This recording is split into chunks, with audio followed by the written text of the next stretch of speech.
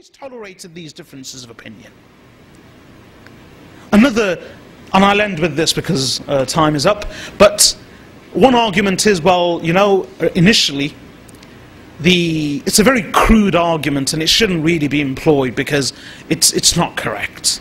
The argument is that, well, you know, the earlier scholars, they never had access to hadith, and the hadith weren't documented. So, as a result, they had their own individual opinions, and these hadith weren't documented. But later, as the hadith were documented, now alhamdulillah we have all the hadith in front of us, so let us rely on the hadith, and the hadith will itself solve all the differences of opinion. That's not true, it's not correct. One, because these ulama, the classical ulama of Islam and the imams of ijtihad, relied not just on the narrations of hadith, but as I explained a couple of days ago, more importantly, they relied on the amal and the practice of the tabi'een and the tab'ut tabi'een and the sahaba radiyallahu anhum in all of the cities of Islam. One. And that's another topic, so I won't go into that any further. But let's just assess this argument that, oh, if we rely on the books of hadith and any of the ulama who had the collections of hadith, that access to hadith would have immediately resolved the difference of opinion. Well, if you look at the imams of ijtihad, you've got the four imams famously, Imam Abu Hanifa, Imam Malik, I'm mentioning them in chronological order according to their dates of death. Imam Abu Hanifa, Imam Malik, Imam Shafi'i and Imam Ahmad ibn Hanbal, the four famous imams of ijtihad and the imams of the schools of fiqh. Imam Abu Hanifa rahmatullahi was the first one to pass away, the most senior and the earliest of these four imams. People argue that he didn't have many hadith, access to hadith. Some people rather foolishly and very insolently suggest that Imam Abu Hanifa rahmatullahi only knew 17 hadith. But in any case, Imam Abu Hanifa rahmatullahi does not have a book of hadith to his name. It's true, he does not have a book of hadith to his name. The Jami' al-Masanid that's famously attributed to Imam Abu Hanifa rahmatullahi alayh is not his own work. It's a collection of hadith using chains of narrations by different imams in which the sanad and the chain passes through Imam Abu Hanifa rahmatullahi alayh, but it's not his work of hadith. So Imam Abu Hanifa rahmatullahi alayh, to our knowledge and at least published, he does not have a book of hadith to his name. Now, going by this argument that the ulama never had access to hadith and therefore access to hadith would have resolved the issues, would have resolved these differences of opinion and would have eradicated this confusion. Since Imam Abu Hanifa rahmatullahi alayh did not have access to hadith apparently, or he doesn't have a published work to his name, according to this argument, what does it suggest? That his opinions are more stable or less stable, and consistent or more inconsistent and confused? What does it suggest? The latter. Let's move on. The next imam is Imam Shafi'i rahmatullahi alayh. Imam Malik rahmatullahi alayh. Imam Malik rahmatullahi alayh has the Muwatta, famous book of hadith, to his name. Imam Shafi'i rahmatullahi alayh has also works of hadith to his name. But the last imam, the most famous one in relation to hadith, Imam Ahmad ibn Hanbal rahmatullahi alayh, the one I said who had memorized how many?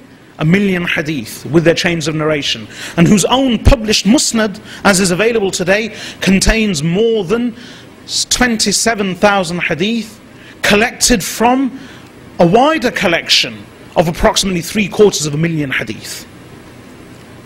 Now, of these four imams, in terms of access to hadith, whose opinion should be the most consistent and the most stable, and who would have the greater ability to eradicate confusion and to eliminate difference of opinion? Who? The last one, Imam Ahmad ibn Hanbal, with his collection of hadith. Yet bizarrely, we learn that from all the imams, the one imam who has different narrations himself, meaning he's given two different verdicts on the same mas'ala, is Imam Ahmad ibn Hanbal. In so many masail you will find Imam Malik says one thing, Imam Abu Hanifa says one thing, Imam Shafi'i says one thing, but you find three different narrations from Imam Abu Ahmad ibn Hanbal. 3 different verdicts. And that's why uniquely in the Hanbali school of fiqh, I know this is slightly technical but it's necessary, in the Hanbali school of fiqh there is one book written by a famous Imam rahmatullahi alayhi called Al-Insaf fi al-Rajih min al-Ikhtilaf, in which the whole multi-volume book is dedicated only to one topic. You know what that is? That in all the different narrations from Imam Ahmad ibn Hanbal, choosing the one they believe to be the most correct. He has so many different fatwa and so many different verdicts. And I'll give you one example. I was mentioning the hands, where to place the hands. Imam Abu Hanifa rahmatullahi and the scholars of the Hanafi school of fiqh say below the navel. Imam Shafi'i rahmatullahi says above the navel. Imam Malik rahmatullahi would believe in irsal, meaning not fastening the hands. All of them have one opinion, correct? Imam Ahmad ibn Hanbal rahmatullahi has 2 opinions. Below the navel, above the navel. And most of the Hanbali school of fiqh, on which they actually have given the fatwa, the classical Hanbali ulama, all the way till today, is below the navel. Even though he came last, and he had access apparently to more hadith, his opinion should have been more consistent and stable, and only one verdict, yeah, he has 2 verdicts. Another masala, just to give you an example. Imam, you know when we travel, the musafir will read only 2 rak'at salah. It's an interesting discussion. He will only read 2 rak'at salah, not 4, in dhuhr, asr and isha. Now the question is that an obligation or is it a concession? That means, does he have to read 2 or does he have a choice? There is a concession, so he can read 2, but if he wants to read 4, he can read 4.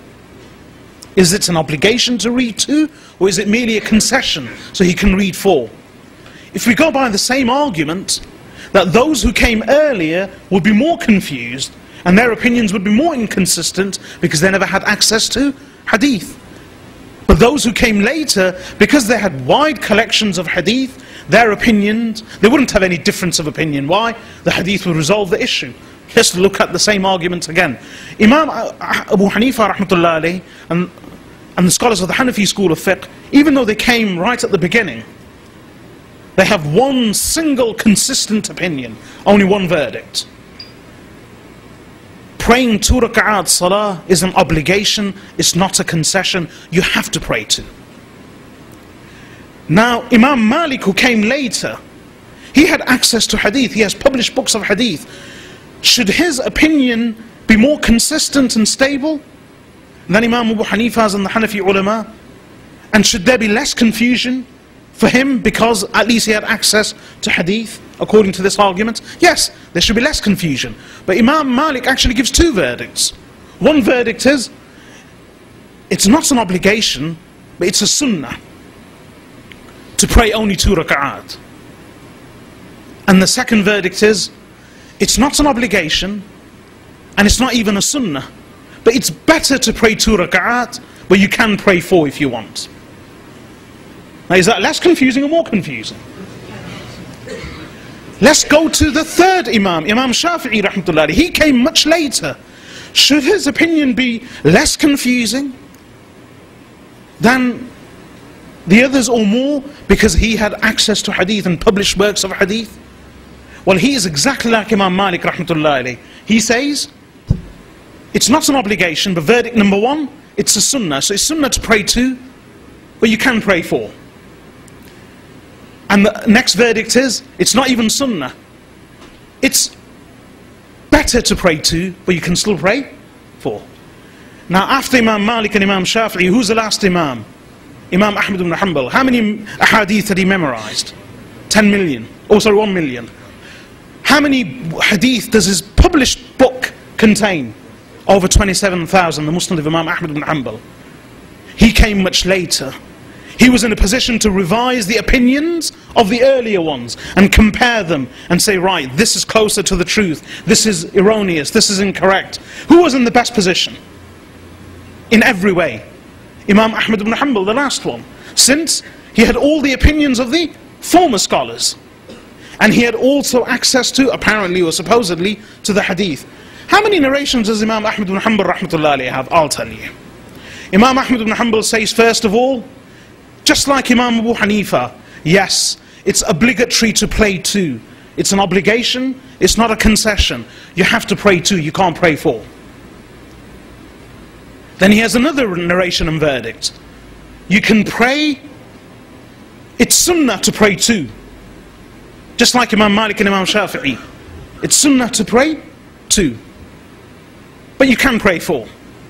Third verdict. Just like Imam Malik and Imam Shafi'i. It's better, it's not sunnah, but it's better to pray to, but you can pray for. Fourth narration, when he was asked this question, he replied, أُحِبُّ الْعَافِيَةَ عَنْ هَذِهِ الْمَسْأَلَةِ I seek to be forgiven and excused from answering this question.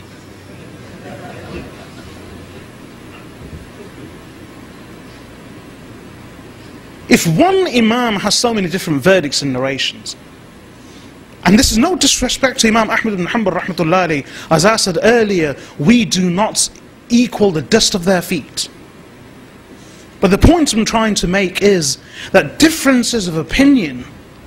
Now, can anyone say to Imam Ahmad ibn Hanbal, you've got 3 different narrations, and in the end you even turned around and said, I wish to be excused from answering this mas'ala. Why don't we refer you to Allah and His Rasul sallallahu alayhi wa sallam? Can we say that? Of course not.